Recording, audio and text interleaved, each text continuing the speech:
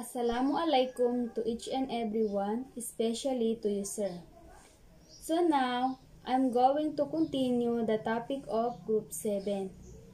And by the way, I am Annalindi Sabdola, the second reporter of Group 7. So my topic is etiquette regarding to be observed in mosque. As mosques are sacred, it is not appropriate for men or women to wear short clothes to show much skin.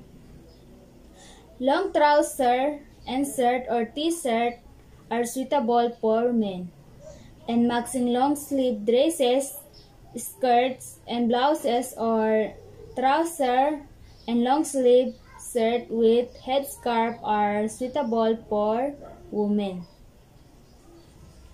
So, diba, kung mapapansin natin, lahat ng pumapasok sa mosque ay naka-proper clothes. Wala tayong nakikitang naka-short, hindi naka-hijab. Sa lalaki, dapat naka-t-shirt or naka-long trouser. And sa babae naman, dapat naka-long dress, tapos naka-hijab. Yun po. Fi buyuti ajinallahu an tarfahu wa yuzakkar fi hasmuhu yusabbiha lahu fiha bil quduwi wal asli rijalullah tulhihim. Meaning, this light is found is in houses which Allah has permitted to be exalted, and His name should be remembered therein. Therein people to glorify Him in the morning and the evening. Mosque means a place of prostration.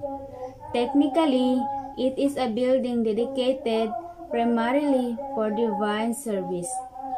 It is a spiritual center of the Muslims where the believer assemble 5 times a day for the remembrance of Allah and performance of the prayers. The atmosphere of divine love and glory prevails in the mosque. The messenger of Allah, peace and blessing of Allah be upon him, has declared that the mosque is the best place in the world, as it is the house of Allah. We should treat it great respect. No worldly proceedings are allowed in the mosque except such as related to the welfare of the Muslim community or a national importance. The conduct of any business or trade, the mosque has been strictly prohibited. The construction of the mosque is an act which has a great rewards in the hereafter. In it narrated by Uthman, Allah be pleased with him, that the messenger of Allah, peace and blessing of Allah be upon him, and said, who builds a mosque for Allah, He will construct an adobe for him in the paradise. Abu Hurairah, Allah be pleased with him, reported that the messenger of Allah be upon him said, the portion of land that are dearest to Allah are the mosques, and the parts most hateful to Allah are the markets. You should keep the mosque, the house of Allah, clean and tidy. You should sweep and dust it off and on. You should perfume it, especially on Fridays. You should devote yourself for the service of the mosque, because the Holy Prophet, peace and blessing of Allah be upon him, said, "The person whose heart is devoted to the mosque shall take the rest of paradise." So dapat ang mosque ay laging malinis at mabango ito, lalong-lalo na pag-araw ng Friday. At pwede ka rin magkusang loob na maglinis sa mosque. According to the Holy Prophet, whose hearted is devoted to the mosque shall take the rest of paradise. It is a virtuous act to serve the house of Allah. Aisha, Allah be pleased with her, reported that the Messenger of Allah, peace and blessing of Allah be upon him, commanded the believers to construct the mosque at different places and urged them to clean and perfume them. It is strictly prohibited to talk absurd in the mosque. You should avoid the company of those who indulge in the conversation about the worldly business.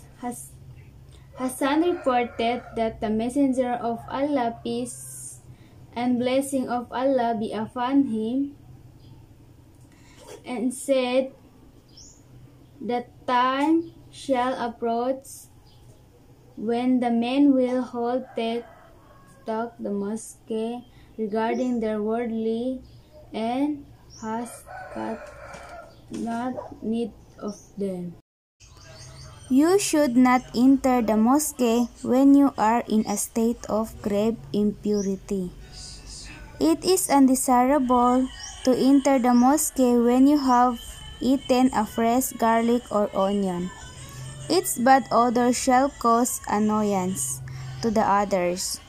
Jabir, Allah be pleased with him, reported that the Messenger of Allah, peace and blessing of Allah be upon him, said, "Who eats the plant with pungent smell or onion or garlic must not come near the mosque, because angels feel annoyed at what man is offended."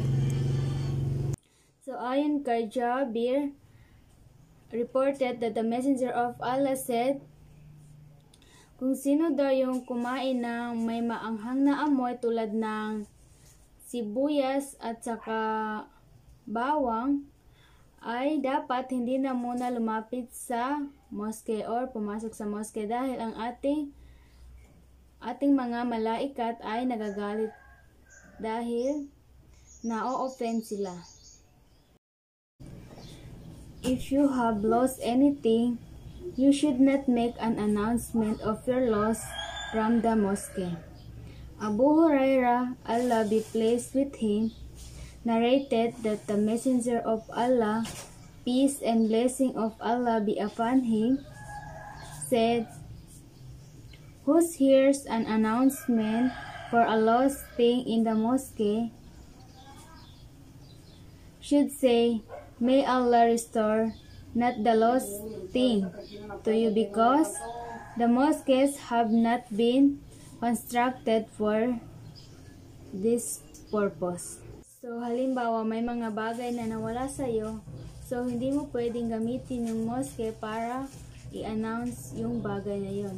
Dahil ang mosque hindi ginawa para sa mga ganoong purpose lamang. You should offer your obligatory prayers with the congregation in the mosque. You should maintain a regular system of the announcement of the prayers called azan. Before entering the mosque, you should perform ablution. No sooner do you step in, Then, you should say Assalamu alaikum to your brethren in faith. So, bago ka pumasok sa mosque, ay dapat naka-perform ka muna ng ablution. At sa pagpasok mo, dapat ang unang naka-step in ay ang iyong kanang paa. At magsabi ng Assalamu alaikum sa iyong sarili lamang at hindi na kailangan marinig pa ng iba. Then you should recite the following prayers. Allahumma tahli abwaba rahmatika. Meaning, O Allah, open unto me the gates of thy mercy. After entering the mosque, it is commendable to offer 2 rakaat of suffragatory prayer. You should try to follow this practice because it has got a great reward. Abu Qatada reported that the Messenger of Allah, peace and blessing of Allah be upon him, said, when someone of you enters the mosque, let him pray 2 rakaat before he sits. Pagkatapos mong pumasok sa mosque ay kailangan maka-perform ka ng 2 rakaat or ito yung tinatawag nating sunnah. So sa pagsasagawa ng sunnah ay hindi ka pa nakakaupo. You should not take infants with you in the mosque lest they should mar the sanctity of the mosque by urinating or spitting. However, the wise and intelligent children should be persuaded to visit the mosque. It will inculcate into their minds a real taste for their religion. On coming out of the mosque, you should put your left step out. So kapag lumabas ka na sa mosque, ay dapat ang unang mag-step out palabas ay yung kaliwang paa mo. And you should recite this prayer, Allahumma inni as'aluka min fadlika. Meaning, O Allah, I beg of this thy bounty. It is reported on the authority of Fatima bin Hussein from his grandmother Fatima that whenever the Messenger of Allah, peace and blessing of Allah be upon him, entered the mosque, he used to send blessing and greetings on Muhammad and said, O Lord, pardon me of my faults and open for me the gate of thy mercy. When he came out, he used to send blessing and greetings on Muhammad and said, O Lord, forgive me of my faults and open me for the doors of thy grace. So let us moving on from the etiquettes regarding to be observed in mosque, and let us proceed to the chapter 18, the etiquettes regarding the recitation of the Holy Quran. The Holy Quran is the universal guide for the guidance of mankind in every walk of life. It is a divine light that dissipates darkness from the entire atmosphere. It is the solution of the problems, whether they are legal, religious, social, political, commercial, temporal, and spiritual. So, ang pagre-recite ng Quran ay isa sa mga solusyon ng problema. Kung ito ay legal, religious, social, political, commercial, temporal, or spiritual. It was revealed from the Almighty Allah to Muhammad, peace and blessing of Allah be upon him, in the course of his apostolical career lasting for the period of 23 years, 13 years at Mecca at 10 years at Medina. The first verse was revealed at Mecca, in the cave Hira near Mecca, during the blessed night or Laylatul Qadr, in the pure and standard dialect Arabic of the Quraysh. There are 33 parts, 114 chapters, and 6,666 verses of the Holy Quran.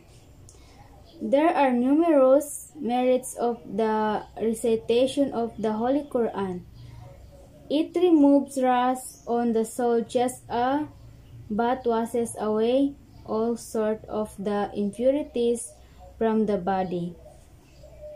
It is reported by Uthman, Allah be pleased with him, that the Messenger of Allah, peace and blessing of Allah be upon him, said, whoever learns the Quran and teaches it is the best of you. Before reciting the Holy Quran, you should either take a bath or perform ablution, because these sacred books must not be touched without purifying yourself. The Holy Quran says, Innal Quranil Karim fi kitabin maknun, la masuhu illa mutahharun, tanzilun min rabbil alamin. Meaning, this is the honorable Quran, written in the preserved books. Let none touch it but purified. It is a revelation from the Lord of the world. You should sit in the repented manner, with a cap, turban, or handkerchief on your heads, and turn your face towards Qibla. You should neither hold, talk, nor eat at the time of recitation. You should read the Holy Quran slowly, distinctly, sweetly, and intelligently. You should read it with the accent of the Arab, and guard yourselves against the turns of the paramours and the melodious style of the people of the book. Salma described the Quran reading of the Messenger of Allah, peace and blessing of Allah be upon him, as very distinct words by word. Al-Bara bin Azib reported that the apostle of the Allah, peace and blessing of Allah be upon him, said, read the Quran with your excellent voices, because an excellent voice adds beauty to the Quran. It is reported on the authority of Abu Hurairah, Allah be pleased with him, that the Messenger of Allah be upon him said, Allah has not heard anything or more pleasing than listening to the Prophet reciting the Quran in a sweet or loud voice. You should recite the Holy Quran with a firm belief that it is a message of Allah and He is addressing you. You should ponder and reflect deeply over the meaning of the Holy Quran. Whosoever is absent-minded shall be taken to task. Jandab Ibn Abdullah reported that the Messenger of Allah, peace and blessing of Allah be upon him, said, "Read the Quran till your minds are attentive to it, but when your attention is diverted, you should give it up." So, kapag nagbabasa ka ng Quran ay dapat ang iyong utak ay attentive sa iyong binabasa. Pero kapag ang iyong attention naman ay diverted, so kailangan itigil mo muna ang iyong pagbabasa. Prostration is a visible expression of man's submissiveness before the Almighty. Last of all, you should feign to weep while you are reciting the description of death, grave and torments of hell, but in case of the description of paradise, you should adopt an attitude expressing joy and gratitude.